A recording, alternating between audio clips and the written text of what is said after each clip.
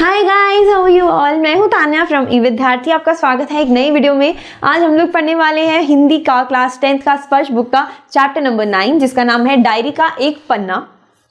ये क्या है, बेसिकली मैं इसका सार दे देती हूँ, पीछे जो आपको पीपीटी दिख रही होगी। क्या है, ब्रिटिश रूल के टाइम पे ब्रिटिश रूल की डायरी में कॉमन मैन का एक पेन और स्ट्रगल जो है और होप की कहानी जो है वो लिखी गई है। ठीक है, ऑपरेशन ब्रिटिश रूल के टाइम पे जो था और फ्रीडम जो लोगों को नहीं मिलती थी, ऑफ कोर्स फ्रीडम की लॉन्गिंग को इमोशनल लेंस से फील कराया गया है। ठीक है, हिस्ट्री प्लस इमोशंस का ब्लेंड आपको इस चैप्टर में मिलेगा। पेन दैट स्टार्टेड रेवोल्यूशन, आपको इस चैप्टर में ये सब कुछ मिलेगा। अभी हम पढ़ेंगे इस चैप्टर को, अच्छे से सुनते हैं इस चैप्टर को, लेकिन उससे पहले आप ये दी गई जितनी चीज़ें हैं आप ये सब फ्री में डाउनलोड कर सकते हैं विद्यार्थी की वेबसाइट से। इसका लिंक नीचे डिस्क्रिप्शन बॉक्स में आप जाइए, जाके चेक कर लीजिए, ठीक है, और डाउनलोड कर लीजिए। चलिए जी, अब हम चैप्टर को पढ़ते हैं और स्टार्ट करते हैं। नमस्कार। कभी सोचा है कि कोई बिजनेसमैन अपनी कलम से इतिहास लिख सकता है? आज हम एक ऐसे ही कमाल के इंसान की कहानी जानने वाले हैं जिन्होंने आजादी के उन जोशीले दिनों को अपनी डायरी के पन्नों में हमेशा हमेशा के लिए जिंदा कर दिया। हाँ, सही सुना। एक बिजनेसमैन जिन्होंने सिर्फ कारोबार ही नहीं किया बल्कि देश की आजादी की लड़ाई में भी कूदे और जो कुछ भी उन्होंने देखा उसे एक सच्ची कहानी की तरह अपने शब्दों में ढाल दिया। तो आखिर कौन थे ये सीताराम सेक्सरिया? चलिए सीधे उनकी जिंदगी की कहानी से ही शुरुआत करते हैं। उनका जीवन 1892 से शुरू होकर 1982 तक चला। तो देखिए, सीताराम सेक्सरिया जी का जन्म तो हुआ था 1892 में राजस्थान के नवलगढ़ में, लेकिन किस्मत उन्हें खींचकर कलकत्ता ले आई और बस यही शहर उनका घर बन गया, उनके काम करने की जगह बन गई और यहीं से उन्होंने इतिहास में अपना नाम दर्ज कराया। देखिए, व्यापार व्यवसाय तो उनकी जिंदगी का बस एक हिस्सा था। उनकी असली पहचान तो इससे कहीं ज्यादा बड़ी थी। उनका असली जुनून था समाज की सेवा करना, लोगों की जिंदगियों में कुछ अच्छा बदलाव लाना। वो कई साहित्यिक, सांस्कृतिक और खासकर महिलाओं के लिए बने शिक्षण संस्थानों के सिर्फ प्रेरक या संस्थापक ही नहीं थे, बल्कि आप कह सकते हैं कि वो उनकी आत्मा थे। उन्होंने शिक्षा और संस्कृति की मशाल को पकड़कर समाज को एक बिल्कुल नई दिशा दिखाई। और अब आते हैं उनकी जिंदगी के सबसे सबसे जरूरी हिस्से पर, आजादी की लड़ाई में उनका योगदान। जब महात्मा गांधी ने आवाज दी तो पूरा देश उनके पीछे खड़ा हो गया और सीताराम सेक्सरिया जी भी उनमें से एक थे। वो बस दूर खड़े होकर देखने वालों में से नहीं थे, नहीं, वो तो उस क्रांति की आग में कूदने वाले एक सच्चे सिपाही थे। और इस लड़ाई में वो अकेले नहीं थे, वो उन बड़े बड़े लोगों के बहुत करीब थे जिन्होंने भारत की किस्मत लिखी। नाम सुनिए, गुरुदेव रविंद्रनाथ ठाकुर, महात्मा गांधी और नेताजी सुभाष चंद्र बोस। सोचकर देखिए, वो इन महान हस्तियों के साथ काम करते थे, उनके इतने करीब थे। अरे इतना ही नहीं, उन्होंने कुछ साल आजाद हिंद फौज के मंत्री के तौर पर भी देश की सेवा की। ये वाकई में एक बहुत बड़ी जिम्मेदारी थी। देश के लिए उनका जो जज्बा था ना, वो सिर्फ बातों तक ही नहीं था। सत्याग्रह आंदोलन के टाइम पर वो जेल भी गए, मतलब उन्होंने आजादी की कीमत अपनी पर्सनल कुर्बानी देकर चुकाई। और देश के लिए उनकी इसी निस्वार्थ सेवा और समर्पण को देखते हुए भारत सरकार ने 1962 में उन्हें पद्मश्री सम्मान से सम्मानित किया। तो ये तो हुई आजादी के सिपाही की बात। अब जरा उनके एक और रूप को जानते हैं, एक लेखक के रूप में। ये बात सुनकर शायद थोड़ी हैरानी हो, लेकिन सीताराम सेक्सरिया जी कभी स्कूल गए ही नहीं। उन्हें कभी फॉर्मल एजुकेशन पाने का मौका ही नहीं मिला। उन्होंने रास्ता चुना स्वाध्याय का, इसका मतलब है सेल्फ स्टडी। उन्होंने पढ़ना लिखना जो कुछ भी सीखा सब अपने आप सीखा। सोचिए तो जरा, बिना किसी स्कूल, बिना किसी टीचर के, सिर्फ अपनी मेहनत और लगन के दम पे वो इतने बड़े लेखक बन गए। ये बात कितनी इंस्पायरिंग है ना? और देखिए, खुद से पढ़ लिखकर उन्होंने कितनी कमाल की किताबें लिखी, जैसे कि स्मृति कण, मन की बात, बीता युग, नई याद और खास तौर पर एक कार्यकर्ता की डायरी। ये 2 पार्ट्स में है और हमें सीधे आजादी के संघर्ष के दिनों में ले जाती है। तो चलिए अब इस पाठ में आगे बढ़ते हैं और सीधे उनकी डायरी के पन्नों में चलते हैं। उस दौर की हवा को महसूस करते हैं जिसे उन्होंने खुद जिया था। लेकिन सवाल ये उठता है कि उस समय देश में माहौल कैसा था? आखिर ऐसा क्या हो रहा था जिसने लाखों लोगों को अपने घरों से निकलकर सड़कों पर आने के लिए मजबूर कर दिया? तो हुआ ये कि अंग्रेजों से देश को आजादी दिलाने के लिए महात्मा गांधी ने सत्याग्रह आंदोलन छेड़ा था। और ये सिर्फ एक आंदोलन नहीं था, ये एक ऐसी चिंगारी थी जिसने देश के हर इंसान के दिल में आजादी की आग लगा दी। लाखों लोग अपना सब कुछ न्यौछावर करने के लिए तैयार होकर इस महासंग्राम में कूद पड़े थे। और इसी आंदोलन के दौरान 26 जनवरी 1930 को गुलाम भारत में पहली बार स्वतंत्रता दिवस मनाया गया। ये सिलसिला फिर रुका नहीं, आगे भी चलता रहा और फिर आज़ादी के लगभग 2.5 साल बाद 1950 में यही 26 जनवरी का दिन हमारे गणतंत्र दिवस के रूप में भी मनाया जाने लगा। चलिए अब इस पूरे माहौल को, इस बड़े आंदोलन को सीताराम सक्सेरिया जी की नज़रों से देखते हैं। सीताराम सक्सेरिया भी आज़ादी की कामना करने वाले उन्हीं अनंत लोगों में से एक थे। वो उस भीड़ का, उस जन सैलाब का हिस्सा थे जो एक नए भारत का सपना देख रहा था। और उनकी एक खास आदत थी, वो हर दिन जो भी देखते थे, जो भी सुनते थे और महसूस करते थे, उसे अपनी पर्सनल डायरी में लिख लेते थे। और ये आदत कई सालों तक चली। उन्हें शायद पता भी नहीं था, लेकिन वो असल में इतिहास लिख रहे थे, पन्ना दर पन्ना। तो ये जो पाठ हम देखने वाले हैं, ये उनकी डायरी का ही एक पन्ना है। तारीख है 26 जनवरी 1931। इसमें हमें पता चलता है कि कैसे नेताजी सुभाष चंद्र बोस और खुद लेखक यानी सीताराम जी समेत कलकत्ता के लोगों ने देश का दूसरा स्वतंत्रता दिवस पूरे जोश के साथ मनाया था। तो आखिर ये पाठ हमें क्या बताता है? एक संगठित समाज की ताकत के बारे में क्या सिखाता है? देखिए, ये पाठ हमें हमारे क्रांतिकारियों की कुर्बानियों की याद तो दिलाता ही है, साथ ही यह भी बताता है कि अंग्रेज प्रशासकों ने उन पर और खासकर महिला कार्यकर्ताओं पर कितने जुल्म ढाए थे। पर सबसे जरूरी बात जो ये उजागर करता है, वो है एक संगठित समाज की शक्ति। आइए आज हम सब मिलकर समय के पन्नों को पलटते हैं और एक ऐसे दिन की कहानी में उतरते हैं जो इतिहास में हमेशा के लिए अमर हो गया। हम खोलने जा रहे हैं स्वतंत्रता सेनानी सीताराम सक्सेरिया की निजी डायरी का एक पन्ना और जानते हैं हम उनकी ही आंखों से देखेंगे 26 जनवरी 1931 के कलकत्ता को। ये सिर्फ एक पाठ नहीं है, बल्कि इतिहास का एक जीता जागता, धड़कता हुआ लम्हा है जिसे हम साथ में महसूस करेंगे। लेखक अपनी डायरी की पहली ही पंक्ति में मानो पूरे दिन का सार लिख देते हैं। वो कहते हैं, आज का दिन तो अमर दिन है। जरा सोचिए इन शब्दों की गहराई। ये सिर्फ एक वाक्य नहीं है, ये एक ऐलान है, एक संकल्प है। ये उस दिन की कहानी की पहली धड़कन है जिसे कभी भुलाया नहीं जा सकता। क्यों?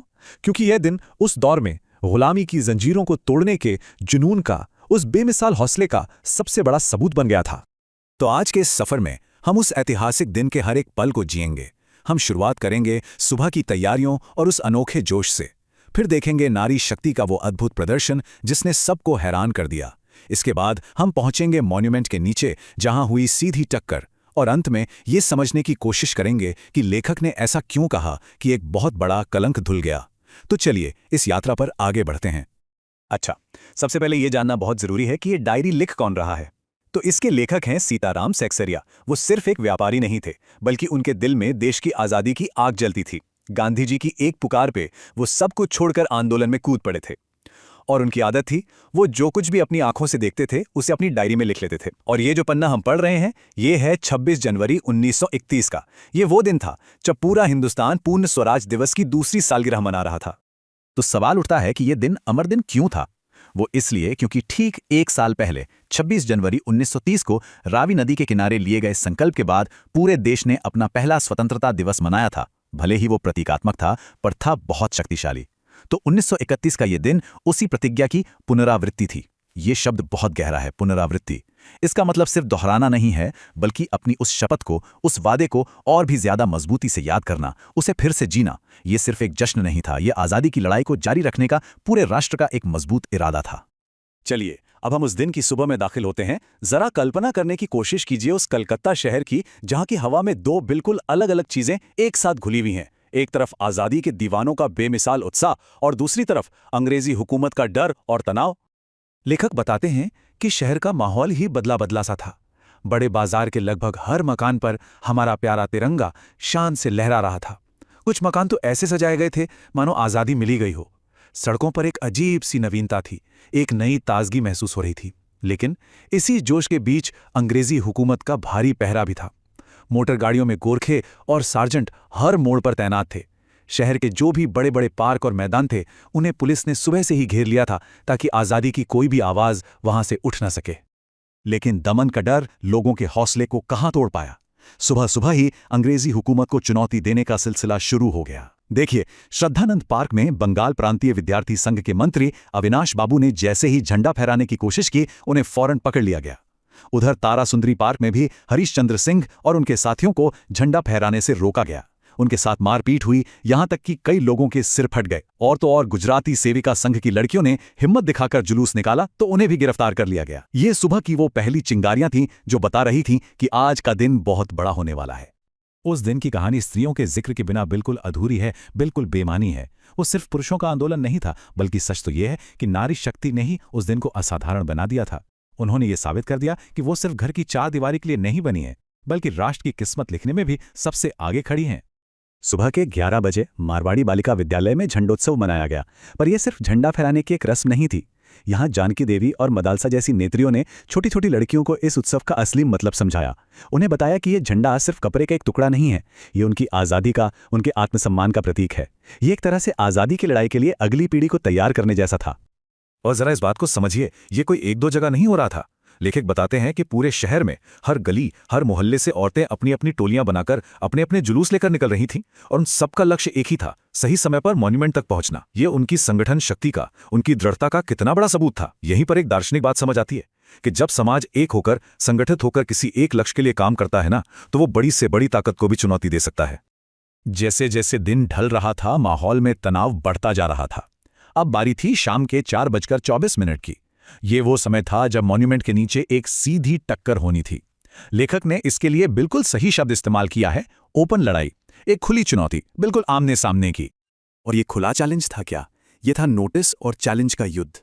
एक तरफ पुलिस कमिश्नर का नोटिस चिपका था, जो कानून और धाराओं का डर दिखाकर कह रहा था कि कोई सभा नहीं होगी और जो भी हिस्सा लेगा उसे दोषी माना जाएगा, उसे सजा होगी।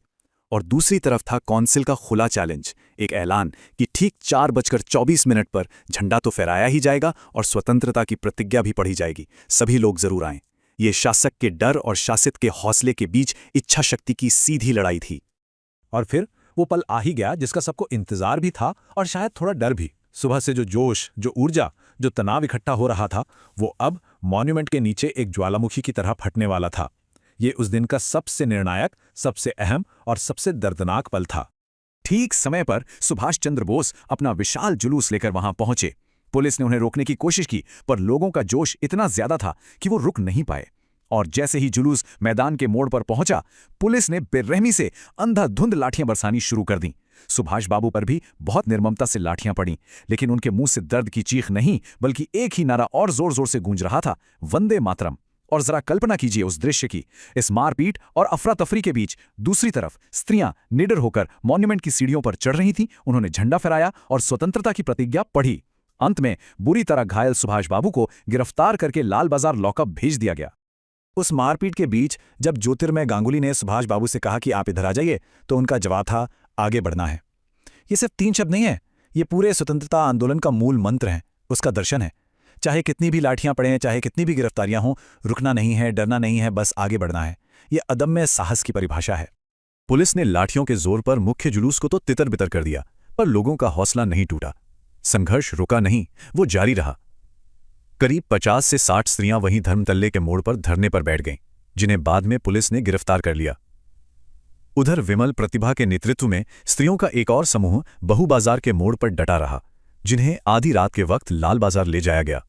मतलब संघर्ष खत्म नहीं हुआ था, बस उसका रूप और स्थान बदल गया था।